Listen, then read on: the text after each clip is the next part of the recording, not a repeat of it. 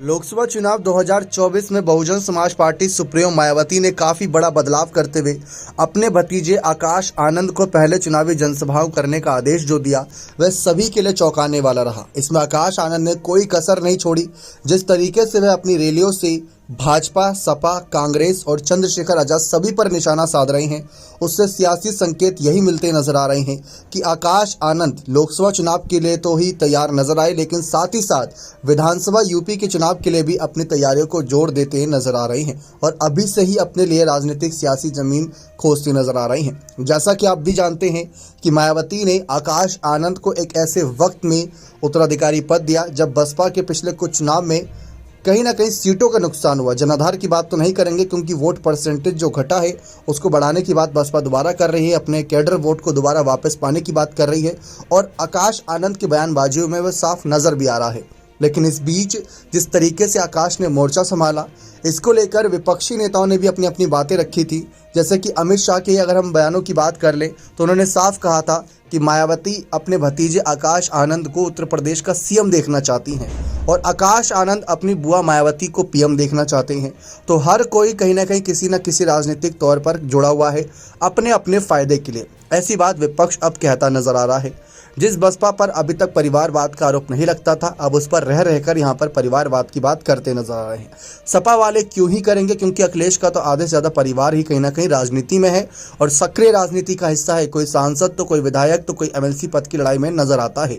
लेकिन बसपा की तरफ से ऐसा माहौल पहली बार बनता नजर आया, जिसकी वजह से मायावती के इन फैसलों को लेकर आज भी चर्चा बनी रहती है। लेकिन आकाश आनंद की रणनीतियों से एक बात साफ झलक रही है कि जैसा कि बहुजन समाज पार्टी ने फैसला किया था कि वह ना तो एनडीए के साथ हैं और ना ही इंडिया के साथ। इस पर विपक्ष ने उन पर काफ़ी आरोप लगाए थे कि मायावती की बसपा अगर इंडिया दल के साथ नहीं जुड़ी है तो कहीं ना कहीं वह बाहरी तौर पर एनडीए दल का समर्थन कर रही है। इस पर आकाश आनंद ने अपनी पहली ही रैली जो नगीना से की, वहाँ पर उन्होंने अपनी स्थिति स्पष्ट कर दी जब उन्होंने भाजपा पर निशाना साधना शुरू करा।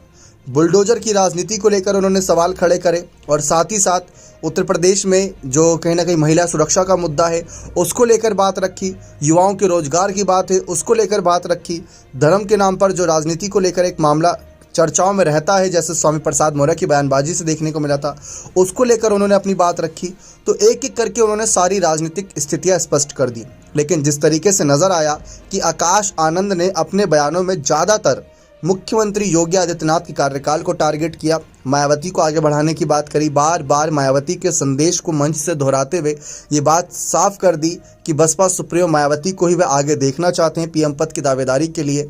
और उन्होंने एक पोस्ट भी किया था काफ़ी लंबे समय पहले, उन्होंने कहा था कि बहुजन समाज पार्टी एक ऐसी पार्टी है जिसके साथ गठबंधन करने के लिए हर पार्टी तैयार नजर आती है, क्योंकि सबको पता है कि बसपा का एक कोर कैडर वोटर है जो कि हमेशा उनके साथ नजर आता है। इसके लिए बहुजन समाज पार्टी सुप्रीमो मायावती के इर्द गिर्द तमाम विपक्षी पार्टियां भी नजर आती हैं।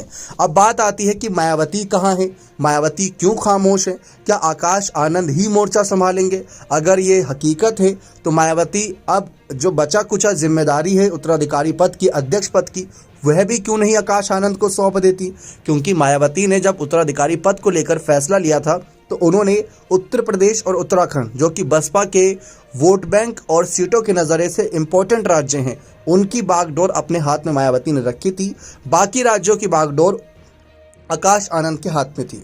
जबकि यहाँ पर उलट देखने को मिला। आकाश आनंद ने अपने लोकसभा चुनाव की जनसभाओं की शुरुआत की है उत्तर प्रदेश से, वो भी नगीना सीट से, जहाँ पर चंद्रशेखर आजाद अपने आप को बहुजन समाज और कांशीराम के लिए अगले उत्तराधिकारी के तौर पर बताते रहे कि वे उनके विचारों के साथ आगे बढ़ रही हैं। तो उत्तर प्रदेश से यहाँ पर आकाश आनंद जनसभा कर रहे हैं, जबकि नागपुर से मायावती अपनी जनसभा की शुरुआत करेंगी। यानी बाकी अलग राज्य मायावती अपनी पकड़ को और मजबूत कर रही हैं और आकाश आनंद उत्तर प्रदेश में, तो यहाँ पर उलट नजर आ रहा है। लेकिन हर किसी के मन में यही सवाल है कि बहुजन समाज पार्टी से जो अब तक 2022 के विधानसभा चुनाव तक सीएम फेस मायावती रहा करती थी, अब वही यूपी की राजनीति में बसपा का चेहरा आकाश आनंद को बनाने के लिए आगे पूरे जोर लगाया जा रहा है, क्योंकि काफ़ी सीनियर नेता भी मंच पर नज़र नहीं आ रहे। जो प्रत्याशी होता है, जिस सीट पर आकाश आनंद प्रचार के लिए जा रहे हैं, वहाँ पर वो प्रत्याशी ही नज़र आता है। इसके अलावा ज़्यादा बड़ा कोई यहाँ पर नेता नज़र नहीं आता जो बसपा के साथ लंबे वक्त से जुड़ा हो। तो एक बात तय है कि यूपी की राजनीति में आकाश आनंद को बढ़ाने का काम किया जा रहा है। अब बात आती है राष्ट्र की राजनीति में। बार बार आकाश आनंद मायावती के किए हुए कार्यकाल को याद दिला रहे हैं जनता को, और यह याद दिला रहे हैं कैसे बसपा सुप्रीमो ने अपनी राजनीति के जरिए उत्तर प्रदेश को चमकाया था। कानून व्यवस्था, लॉ एंड ऑर्डर, जिसको लेकर उन्होंने योगी सरकार पर भी तंज कसा था आकाश ने, उसको लेकर मायावती की तारीफ लगातार जारी है। इसके साथ साथ उन्होंने कांग्रेस और भाजपा दोनों पर यह कहते हुए निशाना साधा कि कांग्रेस ने 50-60 साल तक राजनीति की, लेकिन आज इन्हें पिछड़े, दलित और अल्पसंख्यक याद आ रहे हैं जब वोट मांगना है। लेकिन जब अपनी सत्ता में थे तब इन समुदाय के लिए इन्होंने कुछ नहीं किया। रोजगार को लेकर भी कहा कि जो रोजगार का मुद्दा कांग्रेस की सरकार में था, वही मुद्दा भाजपा की सरकार में पिछले 10 सालों से बना हुआ है। तो आकाश आनंद ने मायावती को आए करते, वहां पर अपनी बुआ मायावती को आए करते हुए राष्ट्र की राजनीति में बीजेपी, कांग्रेस जैसे बड़े दिग्गज नेताओं से तुलना करते हुए आगे उनके चेहरे को बढ़ाने की पूरी कोशिश की। लेकिन बात आती है विपक्ष और पक्ष की कि उन्हें कितना स्वीकार किया जाएगा, उन्हें कितनी तरजीह मिलेगी। हमें एक बात खास ये देखने को मिली कि आकाश आनंद के खुलकर बयानबाजी करने के बावजूद भी किसी बड़े विपक्षी या पक्ष के नेता यानी बीजेपी या सपा या फिर चंद्रशेखर आजाद या कांग्रेस के नेता की तरफ से बयानबाजी नहीं सामने आई, यानी कि उनके बयान को शायद इतना सीरियसली नहीं लिया गया। भले ही आकाश आनंद ने अपनी बात की, आकाश आनंद की लोकसभा चुनाव को लेकर ये पहली कुछ जनसभाएं थी। खुले तौर पर अब वह उत्तराधिकारी हैं तो उन पर सबकी नजरें हैं, क्योंकि बहुजन समाज पार्टी 6 पार्टियों में से एक है, जो पूरे भारत में 6 राष्ट्रीय पार्टियां हैं, उनमें से एक बसपा भी है। इसी वजह से आकाश पर नजरें कि एक राष्ट्रीय पार्टी का अगर उत्तराधिकारी बनेंगे तो क्या इनका जो कहते हैं पूत के पांव पालने में नजर आते हैं। इसी वजह से सबकी नजरें थी। ना तो अखिलेश यादव ने इस पर कोई रिएक्ट किया, ना ही योगी सरकार की तरफ से कोई इस पर मामले पर बयान सामने आया, क्योंकि केशव प्रसाद मौर्य, ब्रजेश पाठक या फिर कोई ना कोई बड़ा दिग्गज नेता बीजेपी का जरूर यहाँ पर विपक्ष को घेरता, लेकिन वहां से कोई बयानबाजी भी सामने नहीं आई।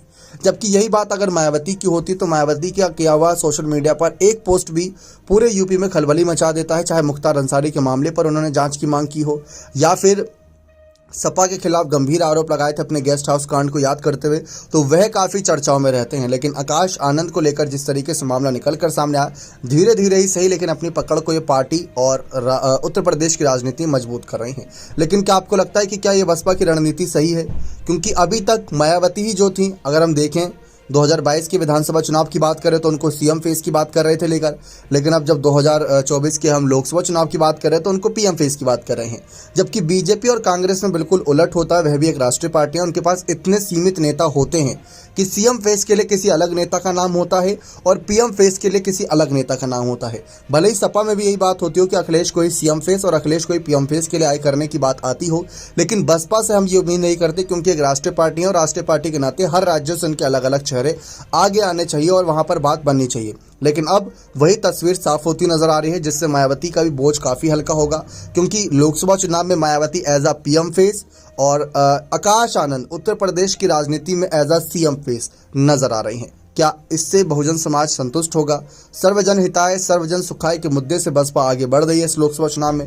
कितना उनको फायदा होगा, कितना नुकसान होगा, आकाश आनंद की रैलियों से कितना फर्क पड़ेगा, कितना दबाव वह विपक्ष और पक्ष पर बना पाएंगे, यह तो सिर्फ और सिर्फ 4 जून को आने वाले नतीजे ही बता पाएंगे। अब मायावती की भी रैलियों का इंतजार है कि वह अपनी रैलियों में किसको ज़्यादा आड़े हाथ लेती हैं, कांग्रेस को, भाजपा को या वहाँ के क्षेत्रीय नेता को। बने रहे चैनल के साथ। बहुत बहुत धन्यवाद।